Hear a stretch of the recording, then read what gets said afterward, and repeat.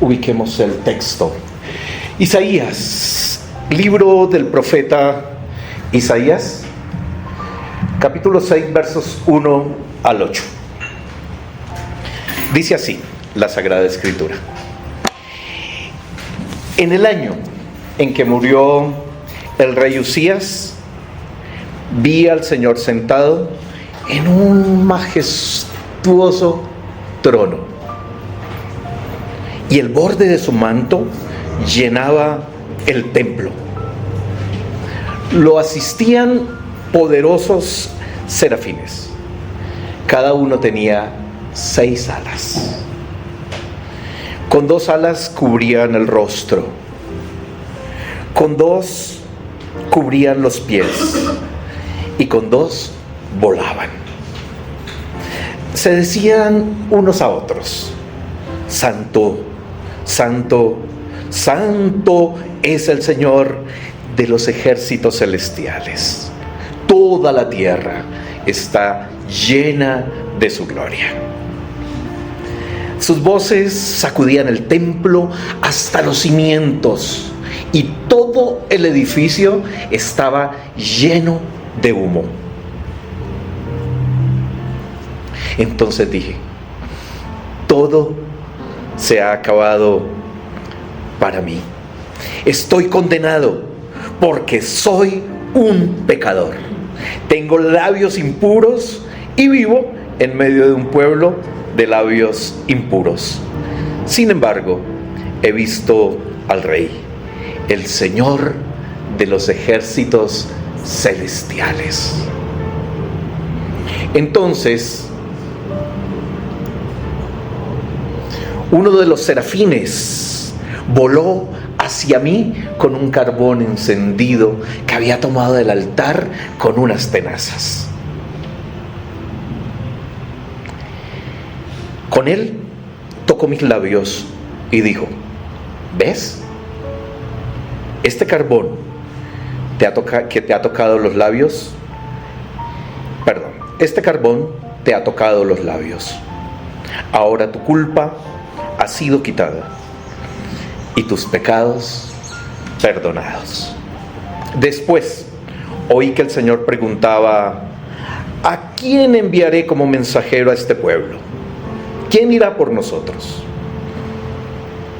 ¿Qué tal si lo decimos todos juntos? Aquí estoy yo, le dijo, envíame a mí.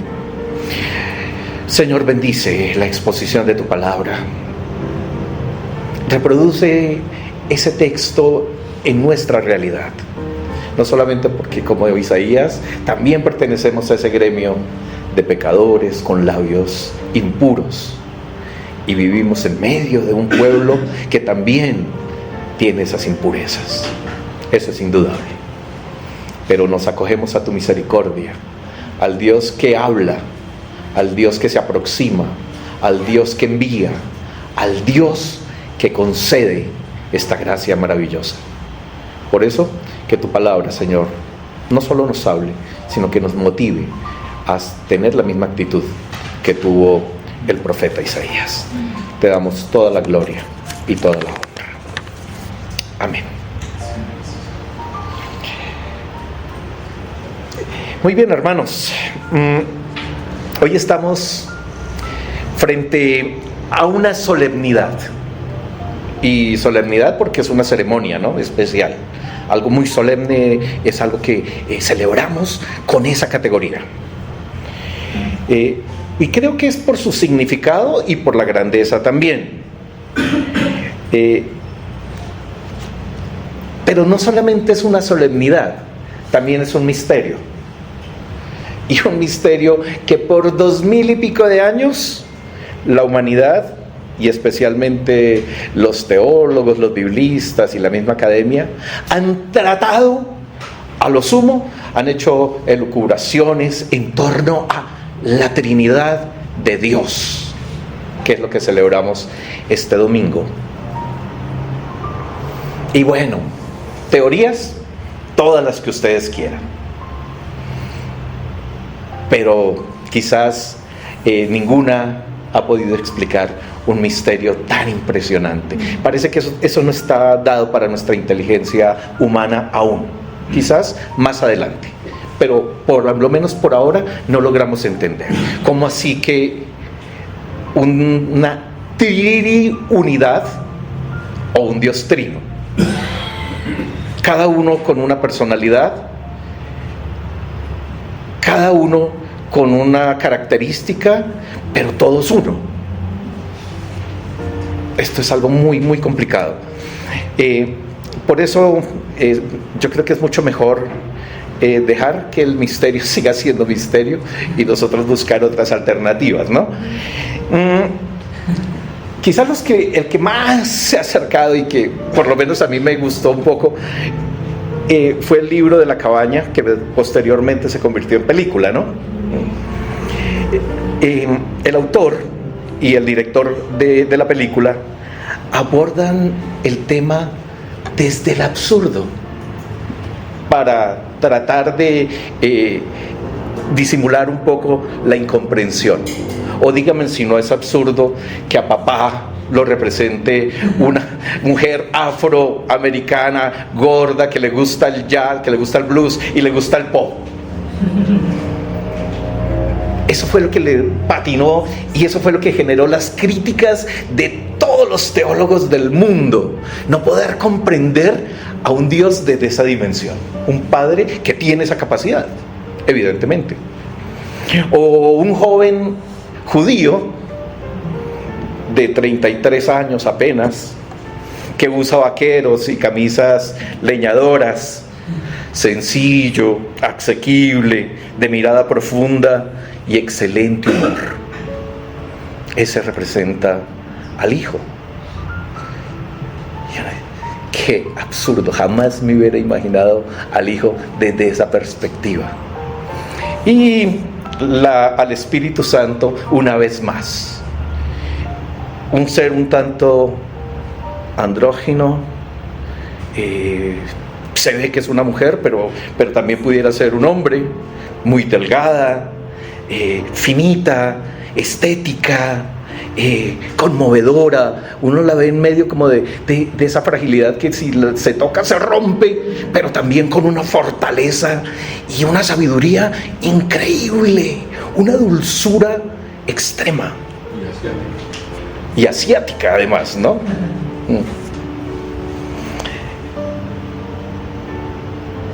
Tanto el autor del libro como el director de la película muestran una Trinidad absolutamente armónica, en una armonía total y sin jerarquías.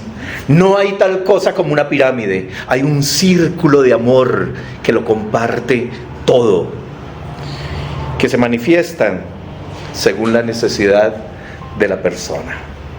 Por eso es que en un momento determinado, cuando van a la tumba donde está enterrada la niña, ese día papá cobra rostro de hombre y coge una pala y le dice: hoy necesitas la manifestación de un padre. Como les dije, hermanos, yo creo que esto es una aproximación, naturalmente, y la teología entera y la academia entera se vinieron con toda contra este autor, pero de alguna manera es el que a mí más me ha acercado a ese misterio. Pero dejemos el misterio de lado y nos vamos a centrar solamente en el actuar de esa Trinidad. Para ello, entonces, como hemos leído, meditaremos en la experiencia del profeta Isaías, quien vive una manifestación, considero yo, de la Trinidad. Pues de hecho forma parte de las lecturas del día de hoy, que tienen que ver con la Trinidad. ¿Quién se revela desde la realidad del profeta? El profeta está viviendo una crisis para encauzarle en su vocación y misión a partir de esa necesidad que él tiene. Quiero decirles que cuando una mirada o una manifestación de Dios se nos hace real, nos cambia por completo el panorama. Y cuando eso sucede, no tenemos otra opción que decir: heme aquí, envíame a mí. Entonces la propuesta es la purificación del pueblo desde una visión trinitaria, para que la totalidad de Dios nos transforme la vida. ¿Qué vio Isaías? ¿Qué vio que lo llevó a la comprensión? La visión está directamente, o es directamente, con el Señor de los ejércitos celestiales. Yahvé Shebaot, el Dios de los ejércitos. ¿Y por qué el Dios de los ejércitos? Israel se encuentra en medio de un momento coyuntural. Han perdido a su rey, quien por 40 años gobernó, y como lo dicen las crónicas y el libro de los reyes, fue un buen rey que hizo la voluntad del Señor, aunque tuvo sus metiditas de pata como todos los seres humanos, y una bien cipotuda. Un día que necesitaba que los sacerdotes estuvieran ahí para quemar incienso y que le dieran la autorización de salir a la guerra, no aparecieron. Los sacerdotes estaban emparrandados, no llegaron, y el man no tuvo ningún problema. Se metió al lugar santo, cogió el incensario y empezó a esparcir incienso. Y cuando llegan los sacerdotes: pero esto no le corresponde a usted, estas no son sus tareas, estos no son sus oficios, entonces ¿qué le pasa? Y le fueron a quitar el incensario y el tipo se negó. Y cuando se negó, ¡rum!, el brazo lleno de lepra. Y el hombre como que reacciona: ¿qué locura cometí? Pero Uzías tenía esa capacidad de reconocer, de humillarse y de pedir perdón. Eso es lo que hace la diferencia con el que es arrogante y no reconoce su pecado, sino que en su debilidad pudo decir: sí, me equivoqué y necesito una oportunidad de Dios. Entonces Israel se encuentra en esa realidad. Uzías ha muerto. El rey guerrero, el rey que les ha colocado en un estatus de nación maravillosa, ya no está. E Isaías, que lee muy bien el contexto de su pueblo y de su realidad, se da cuenta que hay una amenaza creciente, una potencia militar cruel como ninguna se está abriendo paso. Asiria es indetenible. Mire lo que dice el capítulo anterior, los versículos 26 del capítulo 5 del profeta Isaías. Izará una bandera para un pueblo remoto, silbará hacia el confín de la tierra. Mírenlo llegar, veloz y ligero. Nadie se cansa, nadie tropieza, no se acuesta, no se duerme, no se desprende el cinturón de los lomos, no se desata la correa de las sandalias. Sus flechas están afiladas y todos los arcos tensos. Los cascos de sus caballos son como piedra y la rueda como torbellinos. Su rugido es de león. Ruge como los cachorros, gruñe y atrapa la presa, la retiene y nadie se la arranca. Aquel día bramará contra él como brama el mar. Mira la tierra en espesas tinieblas, nubarrones oscurecerán la luz. Esta era Siria. Estaba a punto de llegar. ¿Y saben qué es lo más preocupante? Que el pueblo por 40 años con Uzías había prosperado. Estaban viviendo una religiosidad hueca, vacía. Vivían en absoluta pecaminosidad y no les importaba absolutamente nada, porque estaban prosperando, porque todo estaba bien, porque la presencia de Dios respaldaba al rey, porque las batallas las ganaban. Dios está de nuestro lado, entonces de alguna manera Dios aprueba mi manera de vivir, y vivían en medio de esa liviandad. Pero Isaías sabe lo que está aconteciendo Y ante la muerte de este rey, como cualquier ser humano, ante el temor, ante la angustia de lo que se viene, pues entra en pánico. Y dice que esta visión acontece en el primer año de la muerte del rey. Es decir, que debió llegar en un momento en el que el profeta estaba sumido, absolutamente deprimido y creo que ansioso. ¿Por qué digo eso? Porque la visión es de una magnitud tal que se ve la intención del autor de decirnos el sacudón que tuvo que vivir el profeta, despertar para poder ser útil en el reino o en el llamado que Dios le estaba haciendo. La visión es muy fuerte, lo confronta con sus miedos internos y lo sacude de tal manera que lo que ve no solo lo conmueve, sino que lo transforma. Su necesidad, su crisis es de índole política. De alguna manera ha endiosado a un rey humano. Pareciera que si no es Usías, no es nadie. Pareciera que en su imaginario estaba la famosa frase que se escucha por ahí: el que diga Usías. Si no era Usías, no era nadie.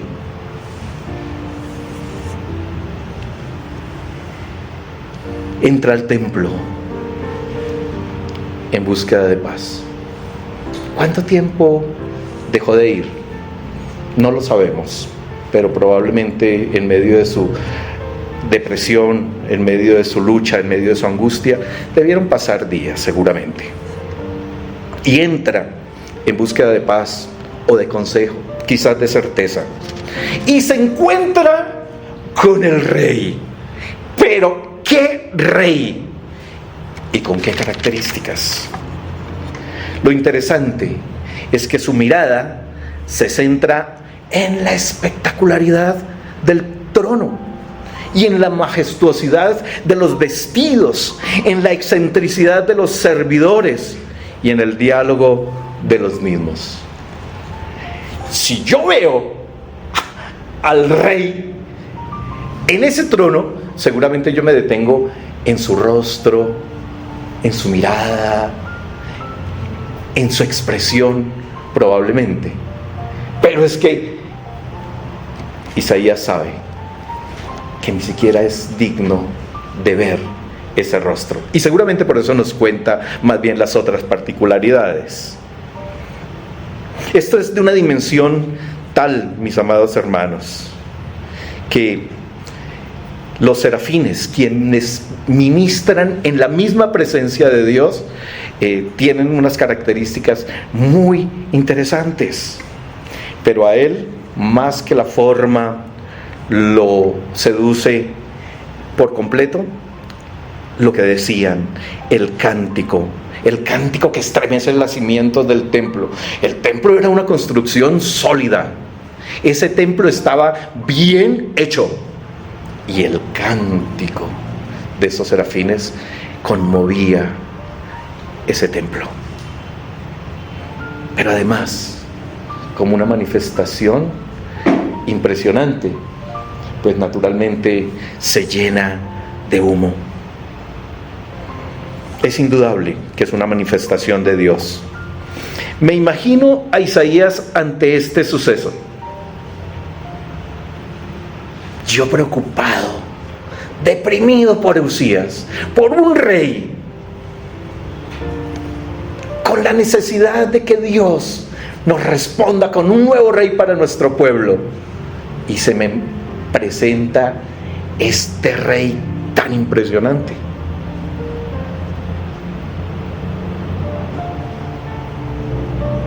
Seguro que todos sus miedos, sus argumentos pasaron a un segundo plano. Si este es el gran rey, es el Dios de los ejércitos celestiales, ahora sí que se venga quien quiera, aquí lo atendemos. Ya tiene una nueva conciencia, está completamente transformado. Saben, hermanos, cada quien es dueño de sus miedos, de sus propios miedos, inseguridades. Pero hay algo que este texto nos deja claro el día de hoy. Por encima de esos miedos, por encima de esos temores, por encima de esas inseguridades, siempre habrá alguien más grande, el Rey de Reyes y el Señor de Señores. Y de esa manera entonces, lo que vemos nos ayuda a comprender en quién hemos creído. Después de ver al Señor, se ve a sí mismo, ve su condición. Y es muy interesante que en esa introspección, esa primera mirada, lo primero que descubre es que le llegó la hora. Ese término tan fuerte de allí que nos dice definitivamente, ¡ay de mí! O me llegó el momento, es porque el tipo sabe que ahí se va a desplomar en cualquier momento. La reacción es increíble. Ha visto al Rey, ha visto al Señor en su trono, y él sabe que no está en condiciones y que seguramente va a morir. Mis ojos han visto al Rey. Está condenado, él lo sabe. Es un pecador, él lo sabe. No tiene esperanza. Se ha destapado la cloaca que es su vida. Él mismo reconoce lo que es y lo que hace. Mis labios son impuros, soy un pecador, es lo que dice. Y además también tiene claro de quién está rodeado, de otros también de labios impuros.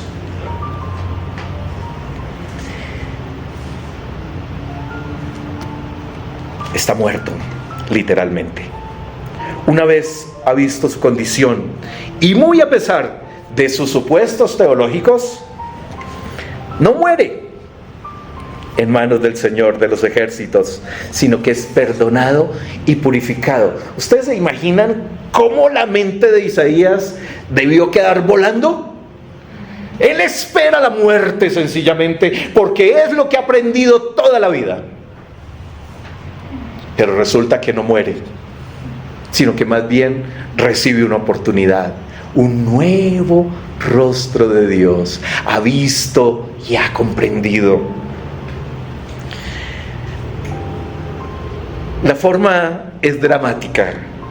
Los serafines toman un carbón encendido con unas tenazas, y con ella o con él tocan sus labios. Yo no sé, si a mí me pasa eso y yo veo esos serafines que vienen con ese carbón, yo me suelto, yo corro, hago lo que sea para no dejarme quemar. Pero estos serafines tocan sus labios, y la pregunta es impresionante. ¿Ves? ¿Ves este carbón?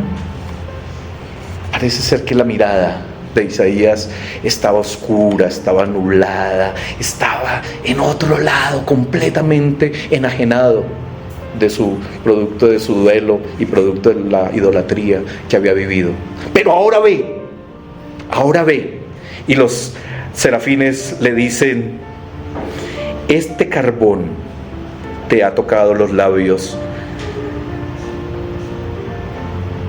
y has sido perdonado.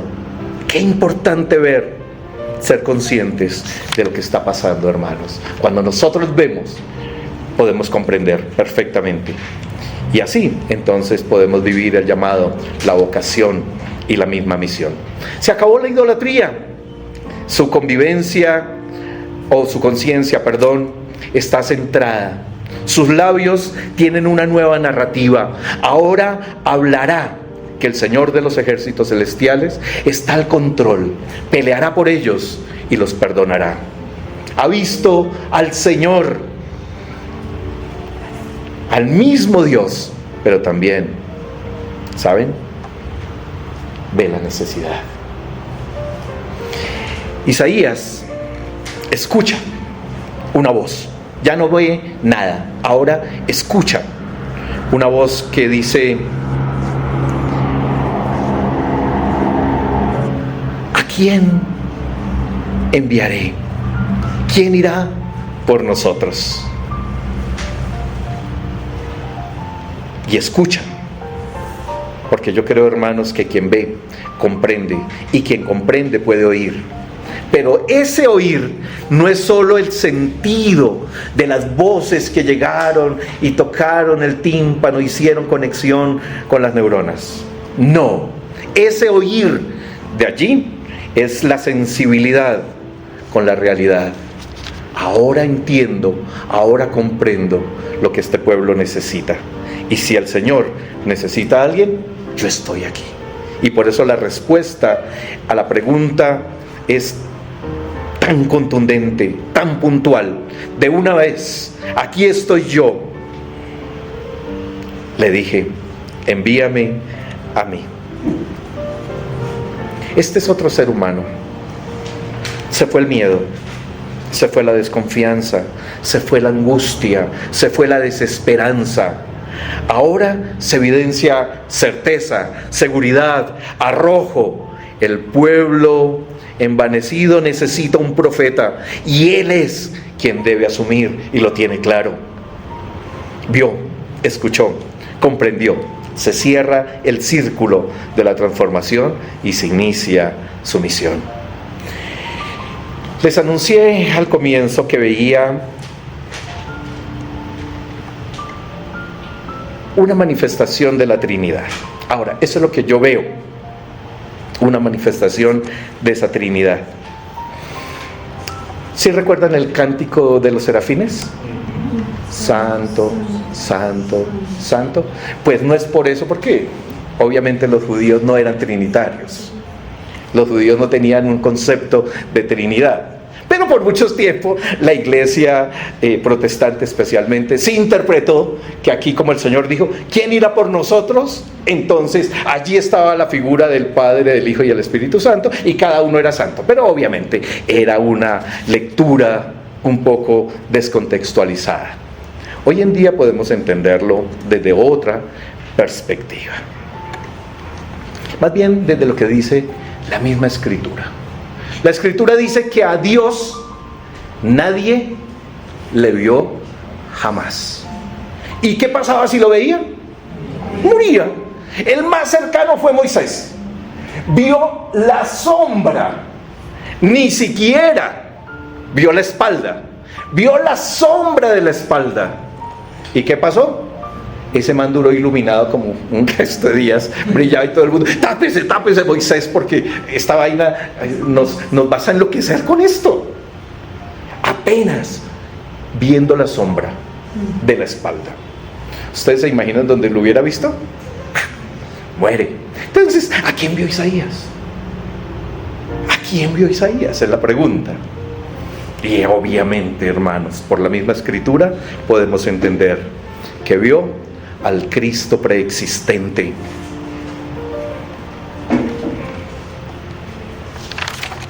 A ese Cristo, a ese Hijo, por medio del cual, como nos dice la carta a los Colosenses, Él creó todo lo que hay, por medio de Él y para Él. Ese Cristo preexistente, a quien conocemos como el Rey de Reyes y el Señor de señores, quien está sentado en su trono, rodeado de luz, a la diestra del Padre. Pero también, ante la pregunta de los serafines: ¿ves este carbón? Isaías seguramente lo que pudo comprender es que el carbón encendido en sí es un trozo de madera ardiente. Lo que hay en ese símbolo es lo que hace la diferencia. Yo no puedo entender un profeta lacerado. Es obvio que aquí hay un concepto detrás de esto. El fuego, como lo vimos el domingo anterior y nos comentó Jenicita, es una manifestación del Espíritu que purifica, transforma y empodera. Pero no solamente es a ese Cristo preexistente y a ese Espíritu purificador, sino que escucha una voz preocupada, una voz amorosa, una voz que tiene carga por su pueblo, por su creación, que hace todo lo que sea por conseguir un mensajero que sea su voz en medio de los tiempos difíciles y complicados por demás. Y ese que en ese momento le dice: heme aquí, envíame a mí, abre en el capítulo 7 del mismo profeta Isaías un librito que se llama el libro de Manuel, como diciendo: hoy estoy yo, pero ahí ya hay un concepto mesiánico de ese unigénito Hijo de Dios que después va a venir. Tratemos de aplicar esto, mis amados hermanos.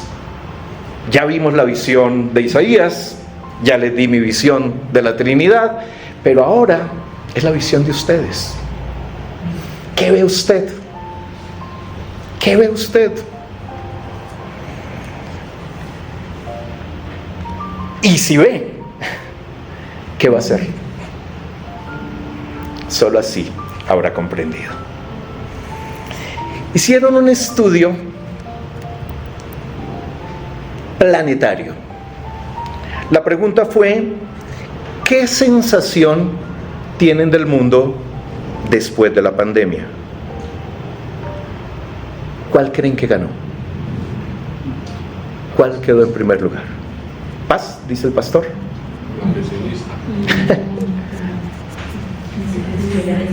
Incertidumbre. Desesperanza. ¿Cuál ganó, cumpleañero?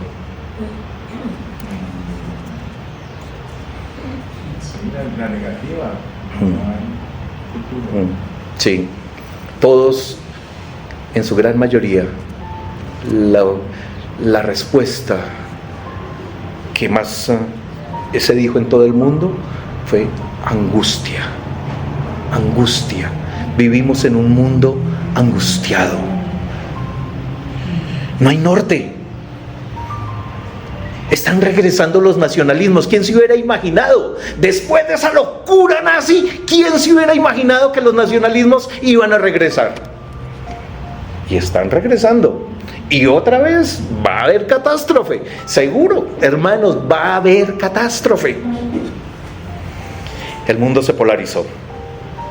Las guerras son una amenaza. El cambio climático no da tregua. Las migraciones son un fenómeno muy complejo que transformará el mundo por completo. Las enfermedades huérfanas y las de siempre se agudizan. Y ni qué decir de las enfermedades emocionales. La superpoblación, la infantilización del mundo, de la humanidad, la maldad rampante y todo lo que ustedes ya conocen ha generado un mundo angustiado. Y cuando vemos así la vaina, uno dice: Dios mío, ¿qué vamos a hacer? ¿Dónde conseguimos alguito de esperanza? ¿Dónde nos refugiamos en medio de esta angustia? El panorama no es alentador, evidentemente. Pero la esperanza, hermanos, para nosotros como pueblo de Dios, que hoy vemos esta revelación de la Trinidad de Dios, la esperanza es que Él sigue estando por encima de estas realidades y que no ha perdido los hilos de la historia. Que sigue siendo confiable y que desde su trono y ahora por su Espíritu en cada uno de nosotros y desde la necesidad de cada cual se manifiesta para mostrarnos que Él es el Rey y tiene la última palabra. Amado, usted puede seguir angustiado, usted elige, deprimido, usted elige, aterrorizado, pero ante la realidad puede ver y comprender el rostro de ese Dios trino que se manifiesta para decirnos: yo estoy aquí, sigo siendo Dios, mi trono es inamovible, y en eso podemos confiar. Ya vio, ya comprendió, ahora escuche. La pregunta sigue siendo la misma. Ese mundo angustiado necesita de usted, necesita de mí. Ese mundo angustiado necesita que alguien le hable de un antónimo de esa angustia. Alguien que con voz profética de denuncia, de proclamación, vaya y le diga a ese mundo que Dios sigue amándonos, y que Dios sigue siendo Padre, y que Dios sigue siendo perdonador, y que Dios quiere hacer morada en cada uno de nosotros, que esa Trinidad de Dios quiere habitar en nuestra totalidad de ser humano.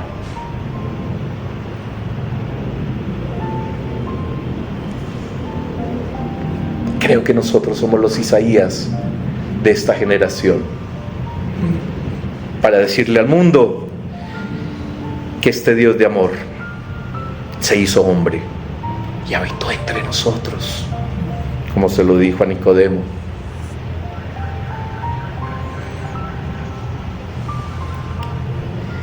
¿Cuál es el mayor anuncio en estos tiempos? Hermanos, podemos disfrazar cosas, podemos teorizar cosas, todo lo que quieran, pero creo que el mayor anuncio es que toda la manifestación de amor, de servicio, de generosidad, de justicia, de paz, de mediación, todo eso es la manifestación de Dios que hoy podemos dar.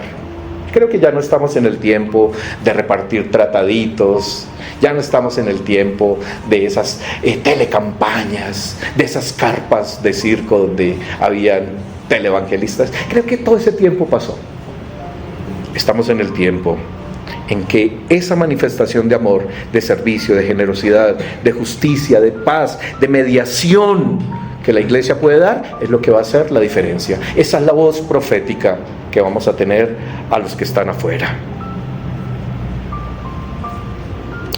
Ante la angustia no hay nada más poderoso que la alegría.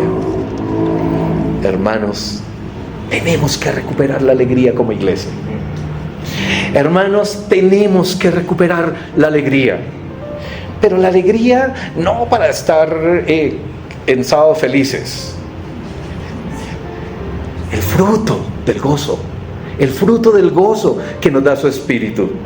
Que el angustiado que se quede a nuestro lado, que por alguna razón no lo crucemos a nuestro lado, ese gozo sea tan profundo que transforme esa angustia y esa realidad. Ese es el fruto que necesitamos evidenciar y experimentar del Espíritu. Concluyamos, amados hermanos. Tenemos un Dios trino que se manifiesta y cobra rostro según la necesidad y realidad que vivimos. Él, en su totalidad, está presto para transformar a sus hijos. Quien aprende a ver, comprende y escucha y se compromete. La pregunta sigue abierta: ¿quién irá por nosotros? Al buen entendedor, pocas palabras. Si comprendieron, no pueden hacerse los de las gafas. ¿Qué harán? Yo iré. Eso le dije al Señor hace muchos años y no he cambiado de idea y no cambiaré de idea, seguramente hasta el final de mi vida. Yo iré. ¿Y ustedes qué harán, hermanos? Inclinen su rostro y oramos.